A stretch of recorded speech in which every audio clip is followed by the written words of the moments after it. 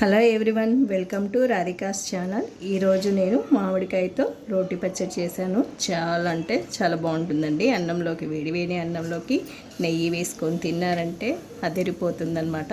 అంత బాగుంటుంది ఈ పచ్చడి. మనం ఈ పచ్చడి ఎలా చేయాలనేది మనం ప్రాసెస్లోకి వెళ్ళిపోదాము. ముందుగా మనం మామిడికాయని చెక్కు తీసేసుకొని ముక్కలుగా కట్ చేసుకుందాము. ముందే కడిగేసి పెట్టేశాను నేను.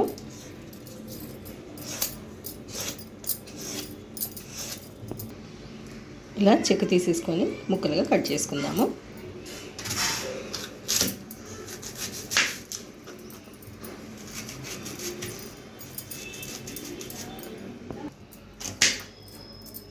కొంచెం పెద్దగైనా కట్ చేసుకోవచ్చు. ఇలాగ మనము మిక్సీ పట్టుకుంటాం కాబట్టి పెద్ద ముక్కలైనా ఏం కాదు. పుల్లగా ఉన్న తీసుకుంటే మనకి పచ్చడి అనేది టేస్టీగా ఉంటుంది, బాగుంటుంది. చాలా గట్టిగా ఉంది మామిడికాయ, పులుపు ఉంటుంది బాగా. ఇప్పుడు ఈ ముక్కల్ని మిక్సీ జార్ తీసుకొని ఇందులో వేసేసుకుందాము.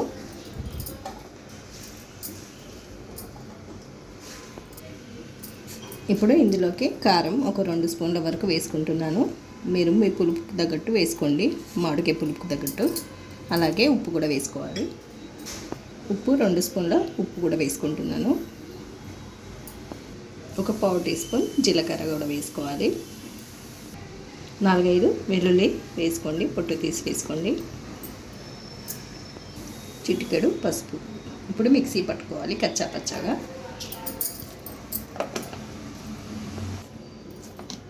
ఇలా కచ్చా పచ్చగా చేసుకోవాలండి, లేకపోతే పేస్ట్లో కూడా చేసుకోవచ్చు. నేను కొంచెం ముక్కలుగానే చేసుకున్నాను. ఇప్పుడు తాలింపు పెట్టుకుందాము. ఒక 2 గరిటెలంతా ఆయిల్ వేసుకోవాలి. పచ్చడి కాబట్టి కొంచెం ఆయిల్ ఎక్కువ వేసుకుంటేనే బాగుంటుంది. ఆయిల్ వేడెక్కిన తర్వాత జీలకర్ర 1 స్పూన్, ఆవాలు, ఒక 2 ఎండుమిరపకాయలు తుంపి వేసుకోండి. కొంచెం ఇంగు వేసుకోవాలి. కొంచెం ఎక్కువ ఉంటేనే బాగుంటుంది. అలాగే కరివేపాకు కొద్దిగా.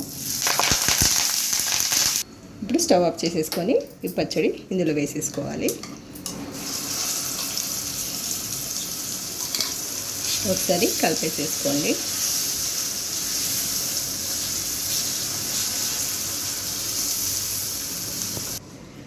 రెడీ అయిపోయిందండి మనకు రోటీ పచ్చడి, మామిడికాయ రోటీ పచ్చడి. ఎంతో టేస్టీగా ఉంటుంది. ఇది అన్నంలోకి బాగుంటుంది నెయ్యి వేసుకొని తింటే. ఇప్పుడు ఇందులో పెట్టేసుకున్నానండి, జాడీలో, చిన్న జాడీలో పెట్టేసుకున్నాను. ఇప్పుడు నెక్స్ట్ వచ్చేసి ఇంకో రకం పచ్చడి చేస్తున్నాను. ఇది కూడా మామిడికాయ పచ్చడి. ఇది ఉడకబెట్టుకొని చేసుకునేది. ఇప్పుడు ఎలా చేయాలనేది చేసేద్దాము. మామిడికాయ కడిగేసి చెక్కు తీసేసుకొని ముక్కలుగా కట్ చేసుకోవాలి. పెద్ద ముక్కలుగా కట్ చేసుకోండి. ఇప్పుడు కడాయి పెట్టుకొని స్టవ్ వెలిగించుకొని ఆయిల్ వేసుకోవాలి. ఒక 2 గరిటెలంత ఆయిల్ వేసుకోవాలి. కొద్దిగా ఆయిల్ ఎక్కువ పడుతుంది పచ్చడికి. ఆయిల్ వేడెక్కింది. ఇందులోకి మామిడికాయ ముక్కలు వేసేసుకోవాలి.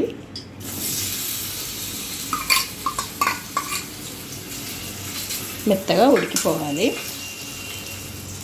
మూత పెట్టి మగ్గనిద్దాము. మధ్య మధ్యలో చెక్ చేసుకుంటూ ఉండాలి మూత పెట్టేసినాక.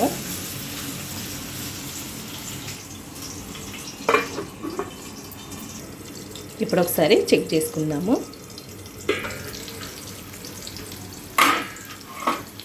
మధ్య మధ్యలో ఇలా మూత తీసి కలుపుతూ ఉండాలి.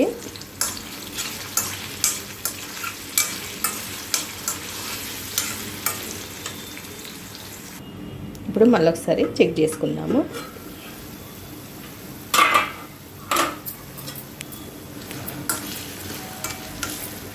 పది నిమిషాలలో మనకు ముక్కలు ఉడికిపోయాయండి. చూసారా, మెత్తగా ఉడికిపోయాయి. ఇప్పుడు స్టవ్ ఆఫ్ చేసేసుకొని ఈ ముక్కల్ని చల్లారనివ్వాలి. స్టవ్ ఆఫ్ చేసేస్తున్నాను. మొత్తం పూర్తిగా చల్లారిపోవాలి. మరొక కడాయిలో తాలింపు పెట్టుకోవడానికి వేరే కడాయి తీసుకుందాము. ఇప్పుడు తాలింపు గిన్నె తీసుకొని తాలింపు పెట్టుకోవాలి. కొంచెమే వేసుకోండి ఆయిల్, ఎందుకంటే ఫస్ట్ మనం మామిడికాయలో ఆయిల్ ఎక్కువ వేసుకున్నాం కాబట్టి ఇక్కడ కొద్దిగా వేసుకుంటే సరిపోతుంది. కొద్దిగా జీలకర్ర, అలాగే కొంచెం ఆవాలు, ఒక పావు టీ స్పూన్ ఆవాలు, కొంచెం వేడుకనివ్వండి. ఇప్పుడు స్టవ్ ఆఫ్ చేసేసుకుందాము. ఇది కొంచెం గోరువెచ్చగా ఉండగా అల్లం వెల్లుల్లి పేస్ట్ వేసుకోవాలి. ఇప్పుడు ఇందులో ఒక స్పూన్ అల్లం వెల్లుల్లి పేస్ట్ వేసేసుకోవాలి.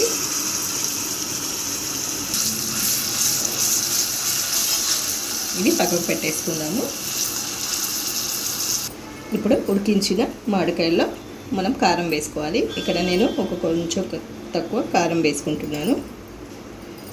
అలాగే సగం ఉప్పు వేసుకుంటున్నాను, కారంలో సగం.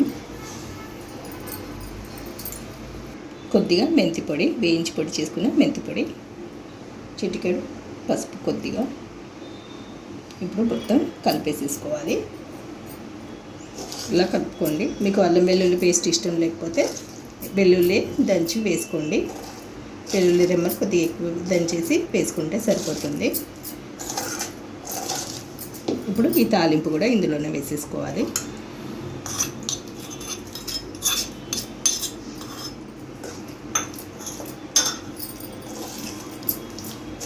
చాలా అంటే చాలా బాగుంటుందండి ఈ పచ్చడి కూడా, ఉడికించిన పచ్చడి. ఇది నిల్వ ఉంటుందండి, 15 రోజులు 20 రోజులు అయినా నిల్వ ఉంటుంది మనకు.